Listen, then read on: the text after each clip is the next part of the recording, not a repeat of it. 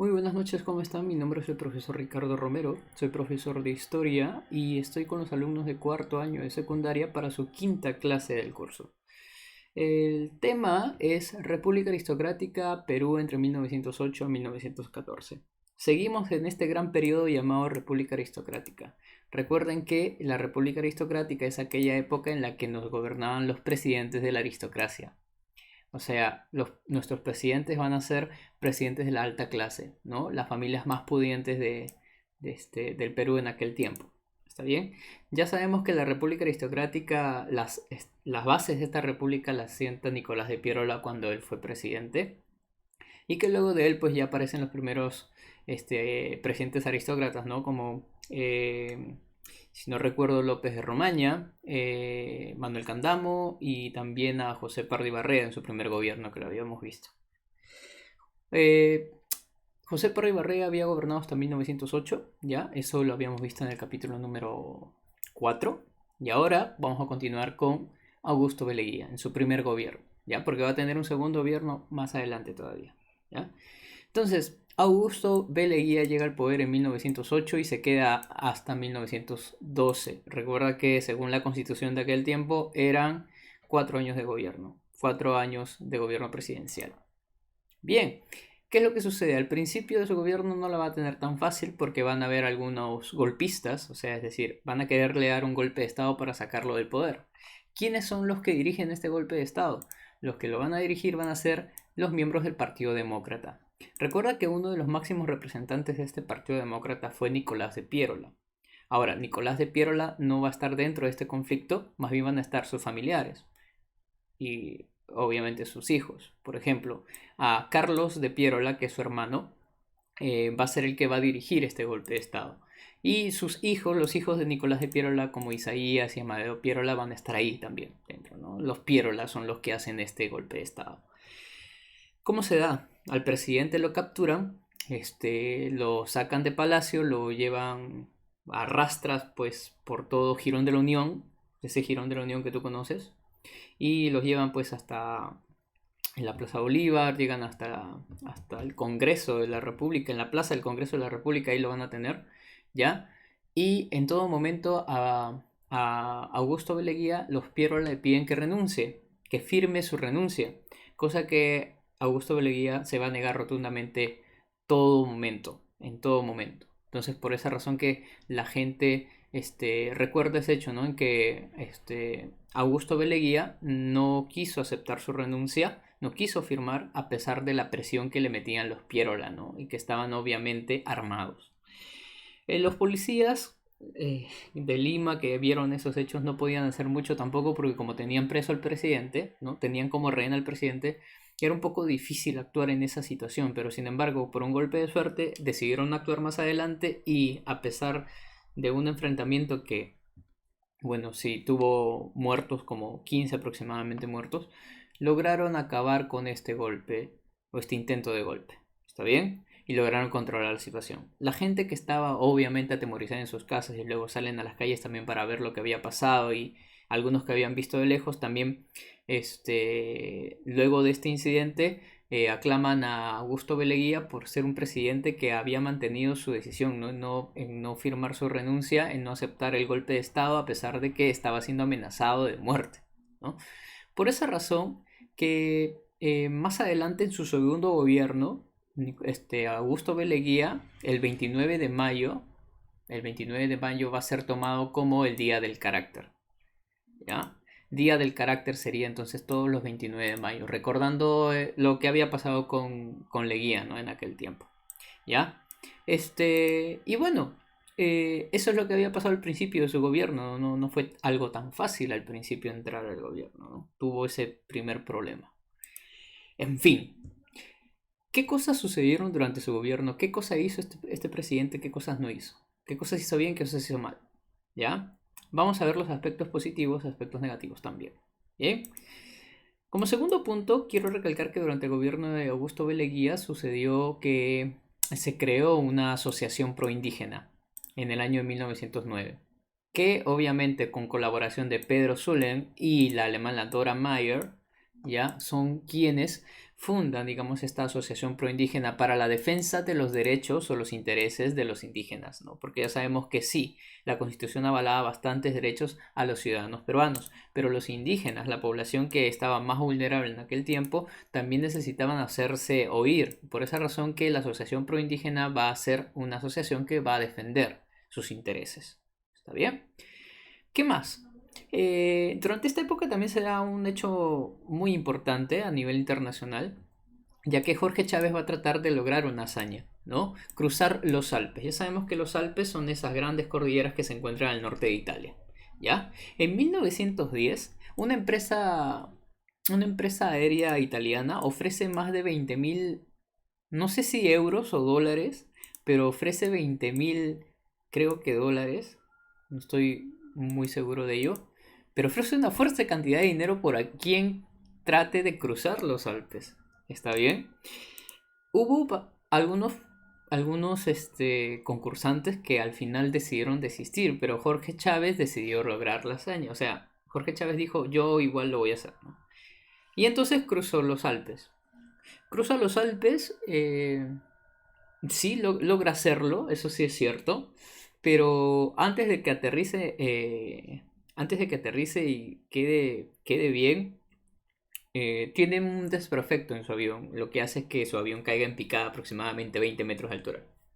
Y esa caída es lo que obviamente va a provocar que Jorge Chávez, después de 4 días de agonía, muera finalmente. Entonces, esta hazaña de Jorge Chávez, ¿no? Va a ser recordada por el Perú, porque es el primer intento internacional de haber querido cruzar los Alpes, ¿no? Al final sabemos que muere, pero su nombre va a ser recordado y por esa razón también el aeropuerto principal de Lima, que es el aeropuerto Jorge Chávez, lleva su nombre, pues, ¿no?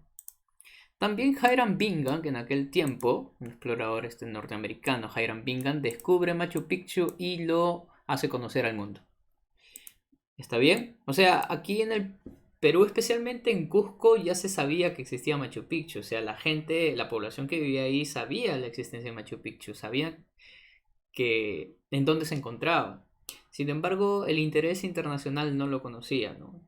Entonces Hiram Bingham llega a tomar las primeras fotografías de Machu Picchu, le interesa ello y pues después sale publicado en revistas científicas más adelante, ¿no? El descubrimiento que hizo él, ¿no? Y así provocó pues más adelante un masivo interés por Machu Picchu, excavaciones, estudios científicos, que es muy bueno por esa parte, pero también más adelante el turismo, ¿no? Que si bien por un lado también es bueno, pero hay a veces que gente que no tiene cuidado al patrimonio, pues y esto provoca que se dañe también, ¿no? Especialmente en esa época todavía, cuando no habían leyes que sean tan tajantes para el cuidado del patrimonio, el patrimonio mundial, nacional, era más fácil que haya, ¿no? Destrucción de esto, ¿no?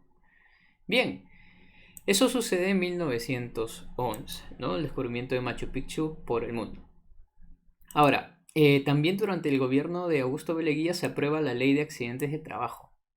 La Ley de Accidentes de Trabajo es una ley que promueve que cada trabajador, cada peón de una fábrica, una empresa, tenga una protección. ¿Cuál? De que si un obrero está trabajando en su empresa y se hace un daño físico o algo le sucede de repente, ¿no? Durante su trabajo, o ya por último se muere trabajando, algo le sucede y se muere ahí. El encargado de cubrir todos esos gastos es el empresario, el dueño de la empresa, ¿está bien? Esta ley de accidentes de trabajo es fruto del proyecto de Matías Manzanilla. No sé si ustedes recuerdan, en capítulos anteriores, en el capítulo 4 hablé sobre el proyecto Manzanilla, ¿no?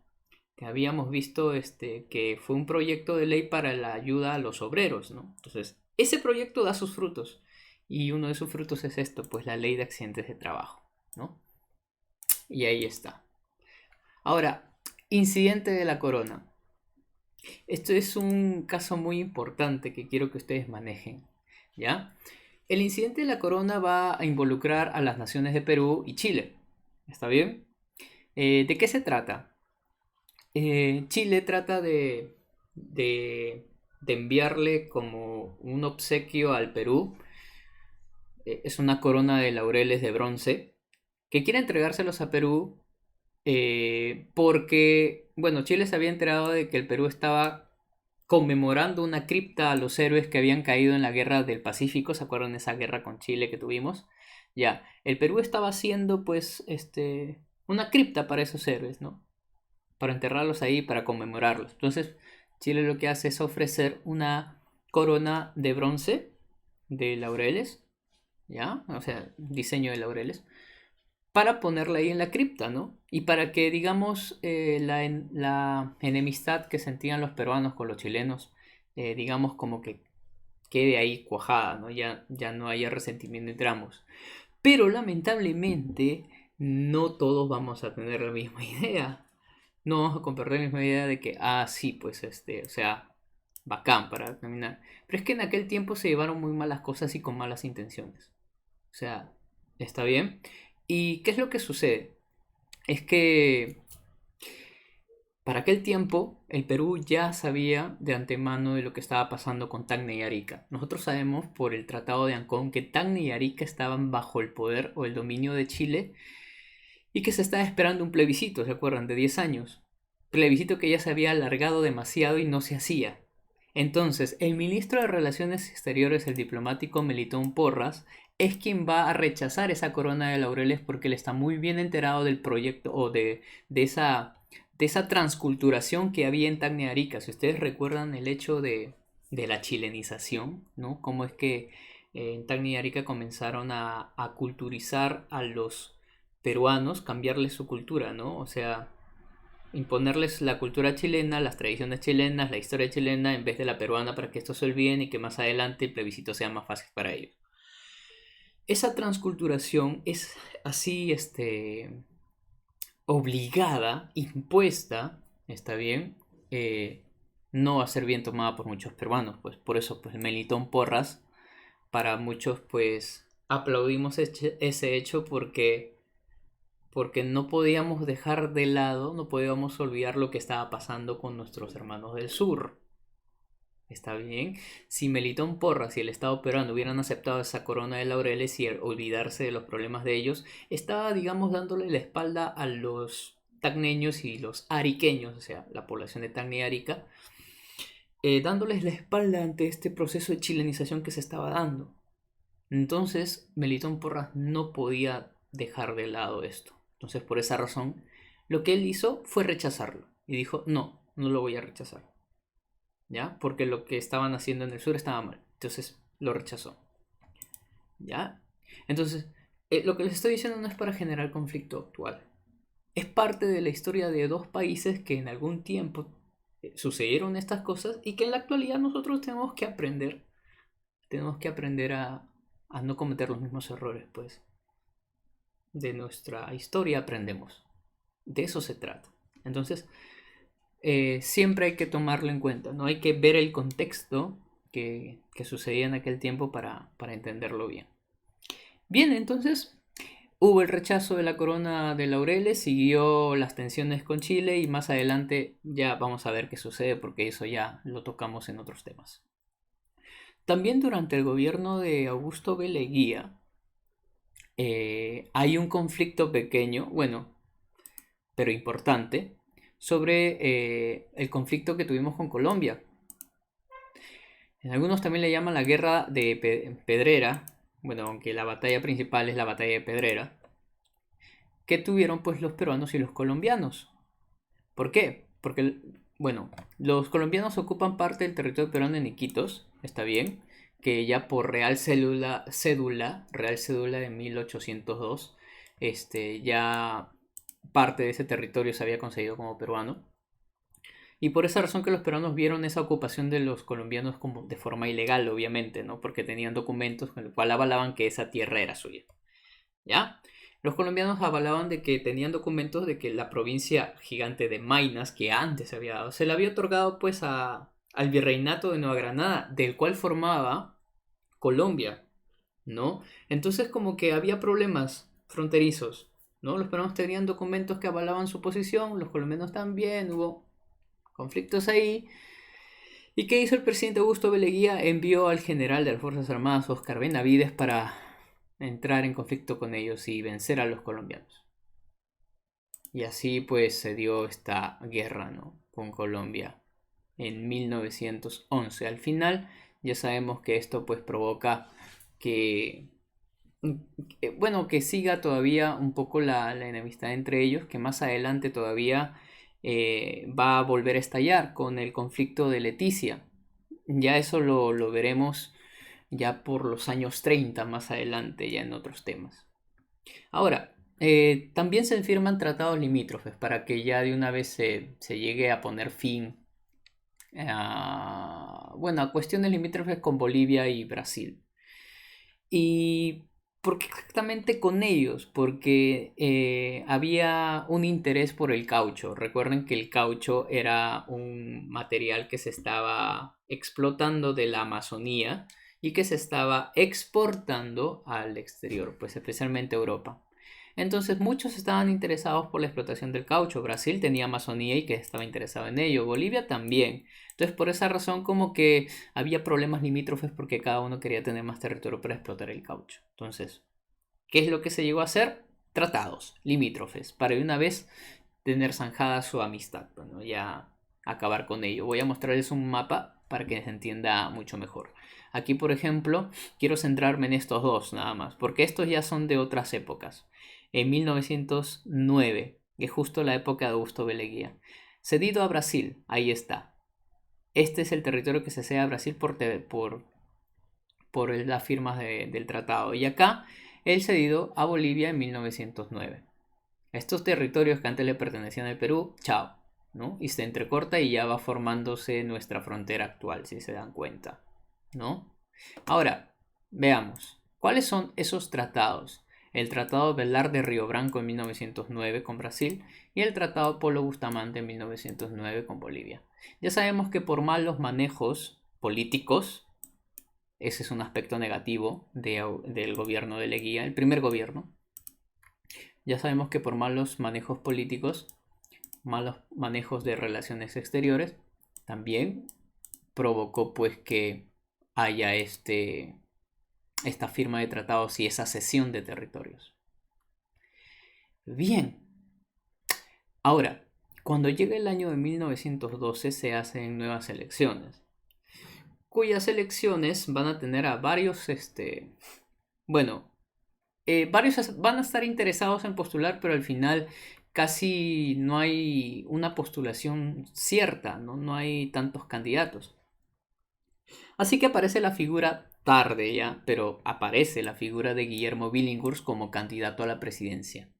Guillermo Billinghurst del Partido Demócrata era un candidato que tenía una postura más populista, es decir, que ofrecía leyes, derechos a la población netamente, ¿no? Y que su gobierno, cuando él llegue a ganar las elecciones, va a ser considerado pues como el presidente populista, un presidente populista. ¿Está bien? Ahora, ¿cuándo se dan las elecciones? En 1912, con la aclamación del pueblo como pan grande. A él le van a llamar pan grande, ¿por qué? Porque durante su candidatura él ofrecía un pan descomunal de 5 centavos, decía, ¿no? Van a tener pan conmigo, un pan descomunal de 5 centavos. Lo que él trataba de resumir con esta frase de pan descomunal de 5 centavos significa que conmigo no van a tener hambre, pues todo va a estar barato, ¿me entiendes? Van a tener comida. A eso se refería, no que necesariamente va a trabajar solo el pan, no. O sea, les estaba dando ese mensaje. Y la gente misma hizo sus propios carteles donde decía pan grande, no viva pan grande, y ya sabemos que pan grande es Billinghurst. Pues, ahí está. Entonces, sin embargo, las elecciones fueron anuladas por un paro que hubo. El Congreso, debido a la presión del paro, tuvo que nombrar a Billinghurst como presidente porque Billinghurst tenía bastante apoyo popular. Por esa razón, debido a la presión popular, el Congreso decide ya otorgarle a Billinghurst la presidencia. Así fue, media rara las elecciones, pero se dio. ¿Está bien? Bien, con Billinghurst, ¿qué es lo que tenemos? A Billinghurst se le considera un gobierno populista. ¿Está bien? Porque se dieron medidas a favor de las clases populares. Más adelante vamos a ver qué medidas toma Billinghurst a favor de las clases populares. Eso en un ratito lo vamos a ver. También se da la ley de 8 horas de trabajo para los jornaleros del muelle y la dársena del Callao. ¿Ya? Del muelle y la dársena del Callao, que se encuentran allá, pues, en la punta. No en la punta, que diga ahí, pues en el puerto. ¿Está bien? Ellos son los primeros que van a obtener su jornada de 8 horas de trabajo. Recuerden que esa ley de 8 horas de trabajo ya se había puesto en marcha ya en Europa, estaba llegando a Estados Unidos, acá en el Perú también se quiere poner en marcha, pero de a pocos, pues. Aquí, por ejemplo, los jornaleros del muelle y la dársena de Callao son los primeros que logran sus 8 horas de trabajo. Después el resto de trabajadores del Perú recién lo van a lograr con otro presidente, más adelante. Pero este ya es un paso, un primer paso. Entonces, ¿es la primera victoria sindicalista? Sí. Los sindicatos de trabajadores lograron tener su primera victoria, lograr sus 8 horas de trabajo. ¿Ya? Ahora, también establece un reglamento de huelgas debido a todas las huelgas que se estaban generando en aquel tiempo también. Entonces se establece un reglamento de huelgas, reglamento, ¿no? Las reglas que se deben llevar a cabo para realizar una huelga. Eso, más que nada. Ahora, cuando llegamos al año de 1914, ustedes se fijan, solamente gobernó 2 años. ¿Y por qué? Les explico. Si bien Guillermo Billinghurst tenía el poder ejecutivo bajo su mando, ya porque él era el presidente, el parlamento estaba dividido y el parlamento estaba plagado por la oposición a su partido. El parlamento estaba conformado por gente de Augusto B. Leguía, que son los leguistas, y los civilistas, netamente, ¿no? Del partido civil. Entonces, como ellos son una fuerte oposición y controlan el parlamento, obviamente con el presidente no se van a llevar tan bien. Por esa razón que el presidente, después de querer tomar más medidas a favor del pueblo también, entonces, pues, como ve que no tiene apoyo del parlamento, decide cerrar el parlamento. Entonces, cuando él cierra el parlamento, esto digamos como que es un golpe, ¿no? Digamos al parlamento, es un golpe dentro de su gobierno. Y ahora, la clase alta aristocrática, ya, como ve que obviamente se están dando demasiadas medidas a favor del pueblo y los intereses de la clase alta no se ven tan favorecidos por ello, deciden buscar apoyo en los militares. Óscar Benavides es el comandante de las Fuerzas Armadas. Entonces, entre ellos se acuerdan de que debían de sacar a Billinghurst, como sea. Los aristócratas, entonces, unidos con las fuerzas militares de Óscar Benavides, le dan un golpe de estado a Billinghurst. Y así Óscar Benavides decide sacarlo del poder. Y por eso es que solo gobierna 2 años, ¿no? Sacado por golpe de estado. Óscar Benavides se convierte en presidente. Es un militar dentro de la República Aristocrática, ¿ya? Es un militar dentro de la República Aristocrática. Pero él no se va a quedar tanto tiempo porque va a convocar nuevas elecciones. Por eso que no lo vamos a tener tanto tiempo a Óscar Benavides como presidente ahí en ese momento. ¿Ya? Ahora, hasta aquí entonces sería esta primera parte, ¿ya? De la historia. Porque ahora vamos a ver el boletín. Porque hay preguntas ahí que nos hace el libro. Vamos a ver. Vamos a la página 150, 151 y la 152. Ya. Vamos a ir a la página 150, por favor, todos. Y aquí yo ya, como ustedes saben, había trabajado el libro. Pero el interés de esto es que se pueda aprender el porqué, ¿no? De esas respuestas. Aunque son preguntas bien fáciles. Vamos a ver. ¿Cuáles fueron los tratados firmados por Augusto B. Leguía? En el documento que habíamos leído fueron 2, ¿no? Uno con Brasil y uno con Bolivia. El tratado que hicieron con Brasil fue el Tratado Velar de Río Branco. Acá me faltó un guión para hacer Velar de Río Branco.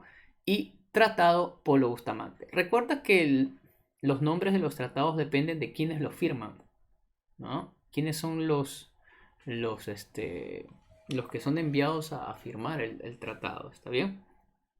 Ahora, 2. ¿Por qué Billinghurst decide disolver el parlamento? Recuerden, Billinghurst decide disolver el parlamento porque tenía una fuerte oposición dentro del Parlamento. La oposición estaba conformada por los leguistas y los civilistas, ¿no? ¿Ya? Ellos estaban en contra del presidente. Por esa razón decide disolver el Parlamento. Ahora, 3. ¿Qué fue el Día del Carácter? ¿No? El 29 de mayo se celebra el Día del Carácter. ¿Pero por qué? ¿Qué se recuerda? Recuerden, fue un intento de golpe de estado de los Pierola contra Augusto B. Leguía, ¿no?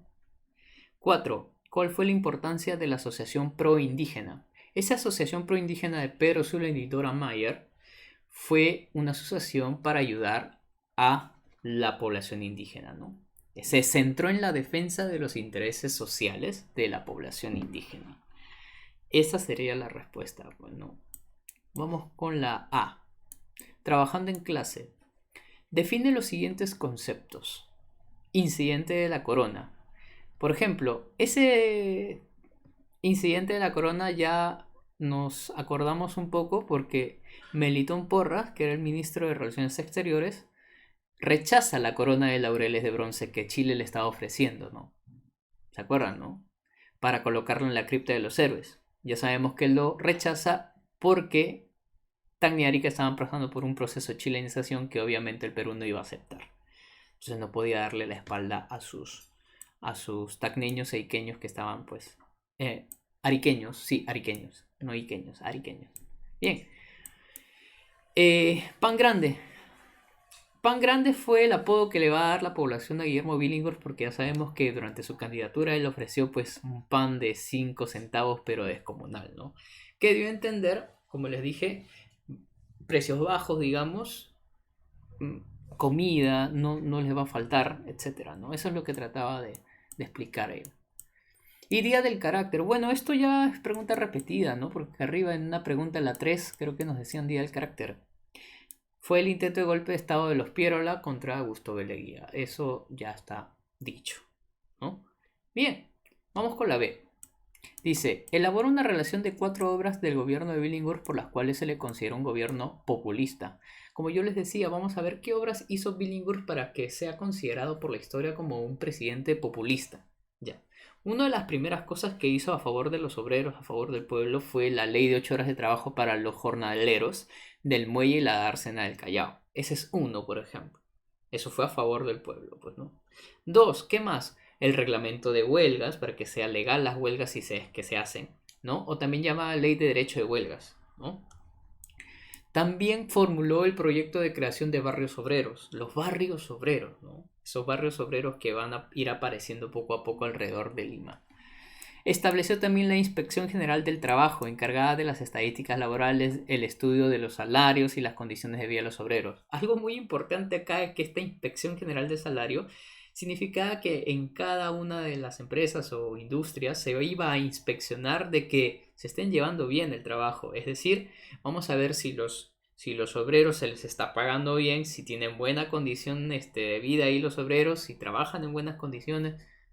Eso. Entonces, todas esas cosas que les acabo de decir, obviamente son a favor del pueblo, pues, ¿no? Porque ayudan a que estos vivan bien, ¿no? Bien, vamos con la C. Lectura. Los obreros a inicios del siglo XX. Para eso, aquí tenemos la lectura. Les voy a dar un tiempo para que ustedes puedan leerlo, por favor, porque saben que si lo leo con ustedes se va a demorar. Póngale pausa y volvemos con las preguntas. Bien, vamos ahora con las preguntas. Dice en la número 1, ¿cuánto era el tiempo del jornal de un obrero a inicios del siglo XX? O sea, el jornal, recuerdas en el texto dice, en el jornal, ¿cuánto tiempo dura? Dice que son aproximadamente entre 10 a 15 horas diarias. Mira cuánto se chambeaba en aquel tiempo, ¿no? Ahorita en realidad hasta se nos hace pesado trabajar 8 horas. Algunos trabajan un poco más porque en casa también chambeamos un poco más. Pero 10, 15 horas diarias, wow, es bastante, ¿cierto? Entonces, ¿cuánto ha cambiado, no? ¿Cuánto ha cambiado esto, no? Entonces, en aquel tiempo, a inicios del siglo XX, eran 10 a 15 horas diarias que se trabajaban. Bueno, vamos con la número 2. ¿Qué evento afectaba el nivel de vida de sus remuneraciones? Según el texto dice que lo que afectaba el nivel de vida era el alza constante del costo de vida, es decir, de las cosas. Cuando uno dice que ha aumentado el costo de vida, significa que los precios de los alimentos básicos han subido y ahora están más caros. Es más caro sobrevivir. Eso es, ¿está bien? Entonces, dice que lo que afectaba el nivel de vida era el alza constante del costo de vida, la subida de los precios de los alimentos. Vamos con la 3.